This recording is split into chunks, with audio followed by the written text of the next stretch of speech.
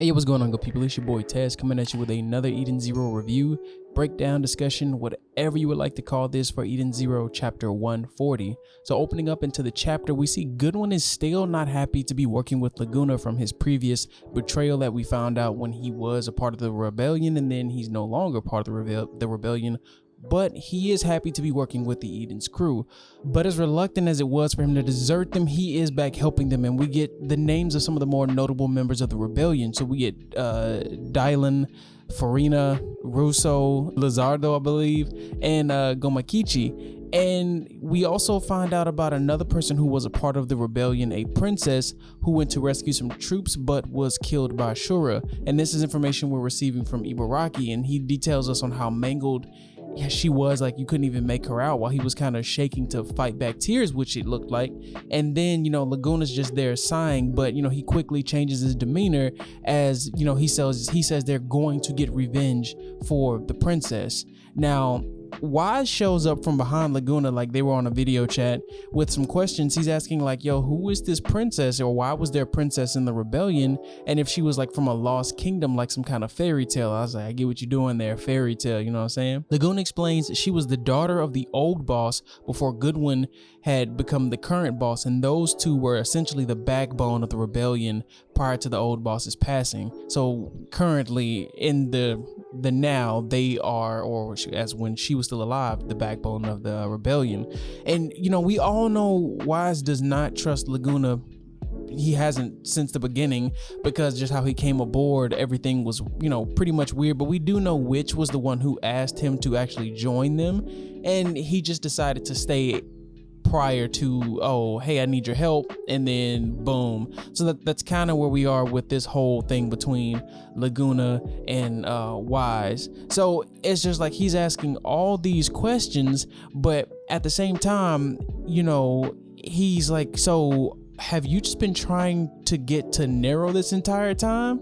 Like, he's like, has that been the whole entire gist of why everything is the way it is with you? And that's when like Wise starts putting things together in perspective, as he was a part of Draken's crew, and as Draken was a part of one of the Galactic Six, and now since he's been beaten, he's trying to, get closer as he can to whomever it may be that will be the person to take down Nero, or get closer to Nero by any means to eventually see him done in, whether that been the Eden's crew, LZ, hell, even the government. And Wise was like, why didn't you join the government? He was like, if I was smart enough, I would have joined the government. And then that's what we see. Wise does something that I wouldn't imagine he would have done, but we did see him do it kind of outside of what happened with Dr. Muller. When he's in the suit, it's all good and dandy, but when he's outside that suit, anything goes.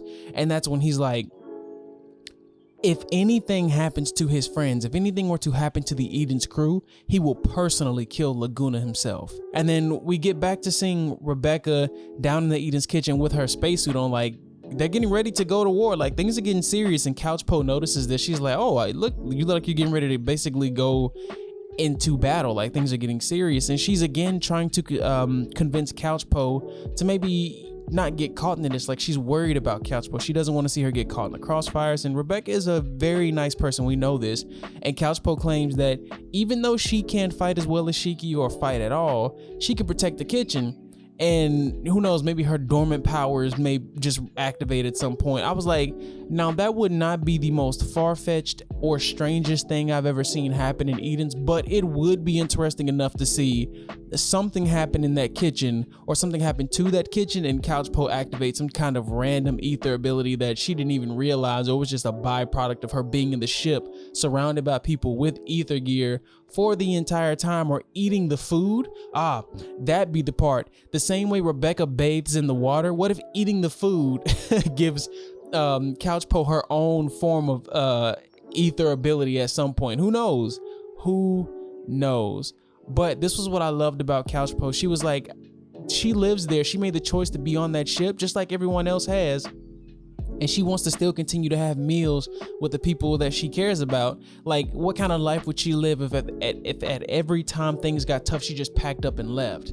So she was like, I'm not going to do that. She's like, we're friends. So she's going to basically see this thing through to the end. And Rebecca's like, yeah, she pretty much has to accept it. But it was a nice way for Couchpo to just say, I'm here for the long haul, regardless of whatever happens. You guys are my friends. I'm not leaving. I definitely don't want to leave this kitchen because, you know, the food here is banging. Like she said, she could make almost 5 years worth of video content just in this kitchen alone because everything is so good. And then we get back over to seeing Witch breaking down the details of what's happening currently outside around them as they're heading into the next spot they need to be in, between the government and Shura's forces. And we find out that Goodwin and his crew are planning to become the distraction so the Eden ship can actually fire through. And we get this pan over to Shiki looking out at the distance in the explosion, pondering the loss of life. Like he's got this, we know Shiki's got a really big heart, and things may seem a little bit different, and he's just questioning it all. Pino asked him what was wrong, and that's when he just started explaining, man, like, I wonder how many of these people, had friends and families and things and that losing their life. And even Homura attests to the fact that Shiki has a big heart, but even he knows that this senseless killing won't stop until Shura's been defeated and this war has been brought to an end. And that slowly, high tide is approaching, guys. Like, we're getting closer and closer to the all link being activated. So, who knows what's gonna happen then. And then Clean and Chris show up, and Clean's asking her brother if he's actually gonna join them in the fight, and he's like, I don't want to, like, I prefer not to, but he can't allow this ship to go down, like, by any means, because it's Clean here, and Clean wants to do a thing, and she got so happy that she hugged Moscow, and then Chris kind of gets angry, like, like, watch it. But I mean, look at my man. So I've been saying this since the very beginning. Moscow got the juice. If you don't understand what the juice is, then you just won't get it. But you can be lost in the sauce, but you can have the sauce at the same time, and Moscow has that. So while all that's going on, the ship's starting to get into place, everything's about to go underway, and that's when Goodwin and his crew, pretty much as they get ready to dive in, they start becoming the distraction. Like, they're actually they're really dope. Like they're going off in formation, and even Hermit had to recognize, like, yo, they're actually really good, like in this weird tactical formation that they're taking. And then that's when the Eden ship blasts on through into the fray, and then the battle gets ready to get started. And we see back down where Shura is in his command center, or wherever that place may be. He gets alerted to one of the ships, and he recognizes that it's Ziggy's, but something seems off about this. Like, this isn't the exact same feeling he would get from Ziggy. As the ship approaches, he says there's like this dark gravity, and you see this really disdain, hardened look on Shiki's face as the chapter comes to a close. Now, I'm wondering if is Shiki gonna let his emotions overrun him and sink him into the dark form of gravity, only for him to have to find a way to pull himself back out, or remember the teachings of Zeno, because he did tell us about how your heart falls to darkness, like at the center of all gravity is darkness. So who knows, Shiki may get like a weird boost in power from the dark side, but ultimately realize he can't beat Shura that way. Now, this is just speculation, guys.